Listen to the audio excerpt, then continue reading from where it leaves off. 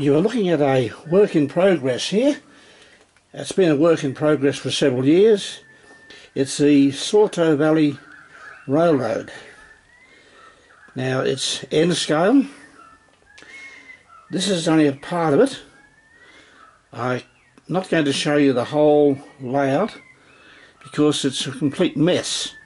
It's been a mess for several years and probably been a mess for several years again. The idea of this video is not to show you a pretty little layout with trains running around on it, but just to show you what's involved in building. As you can see, it's a lot of junk and tools around. At the moment I am replacing a point, or as Americans would say turnout, that has failed. Now that's the point being replaced there, and it corresponds to this one over here on the schematic, which is the entrance to the yard. That entrance to the yard there has actually been modified. In these videos I'll be showing you how I do the scenery, what I use for the ballast on the track, how I lay the track, and also some of the wiring. I get more fun out of building than I do out of operating. A lot of what you can see here is electrical work. You can buy these days in the form of a chip, and get digital command control and other simple little plug-in ideas. I prefer to do everything from the ground up. All the electronics you see on this layout are all been handmade by me. It's none of this plug and play stuff.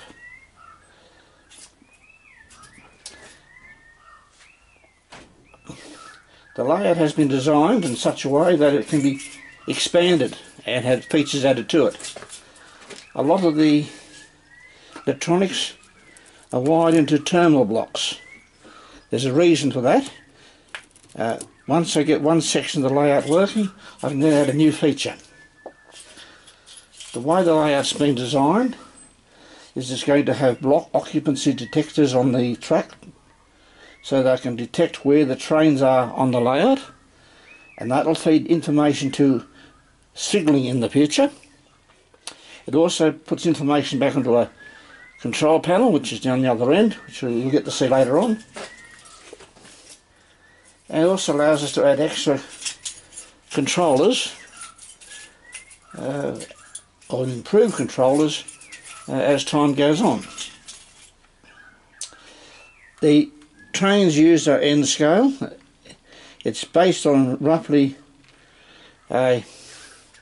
somewhere in Northern America. It's called Sawtoh Valley. The layout is actually a big giant dog bone, and it shows there's two main lines going through and there's two big balloon loops either end. The balloon loop on the left is actually on the down side. It's actually on a lower level, on the down low spiral, and it goes to a place called Somewhere. Up the top here it goes around the back of the layout and goes up behind the board, and on top of the Somewhere layout is another little station called Old Joints Creek. Yes, I'm full of silly old puns, but don't worry about that. There's more puns to come yet. Old Joints Creek will have a small yard, and it's actually a return loop.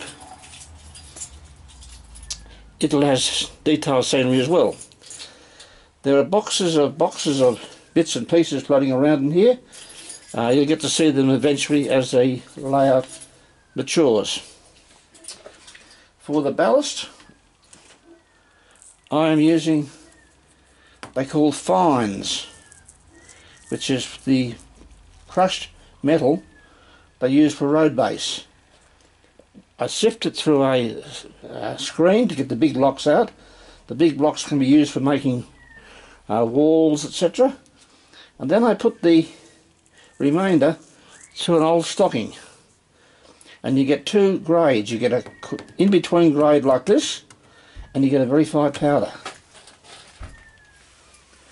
The very fine powder makes a great road base for N-scale roads, and the in-between bit makes great ballast for the road to the truck work itself.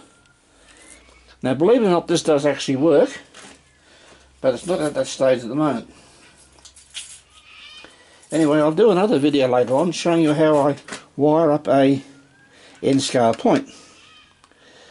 As you can see, it's got a Pico point motor fitted to it. I use them because I've got a supply of them. And I also use live frog points. That wire there attaches to the frog, which is the V shape there. That will be explained also in a subsequent video. I'll also show you how I make my trees. My wife actually helped me make them, and she does a better job than me between you and me. We use the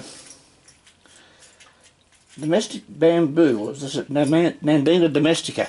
We use the flower heads of that, and they make beautiful trees in both HO or N scale.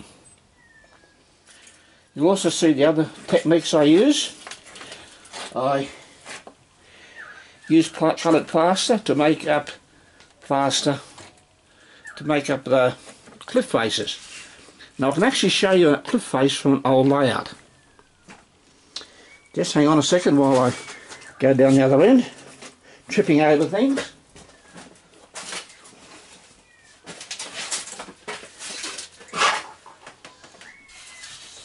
Right.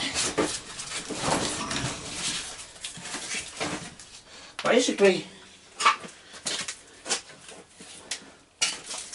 the whole layout starts off, scenery wise, as a polystyrene sheet. See, like polystyrene backing like that. And then I build up onto it the scenery. Now that scenery there, excuse me while I just move that out of the road. I'm going to move it back a bit. Is made by mixing plaster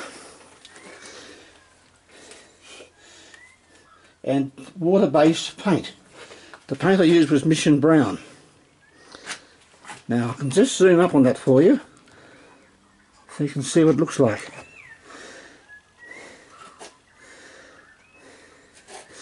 And once the scenery has been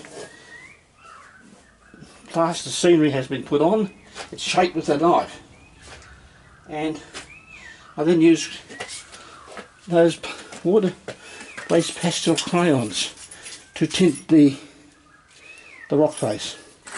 Anyway, the battery is running a bit low on the camera. It's going to die soon.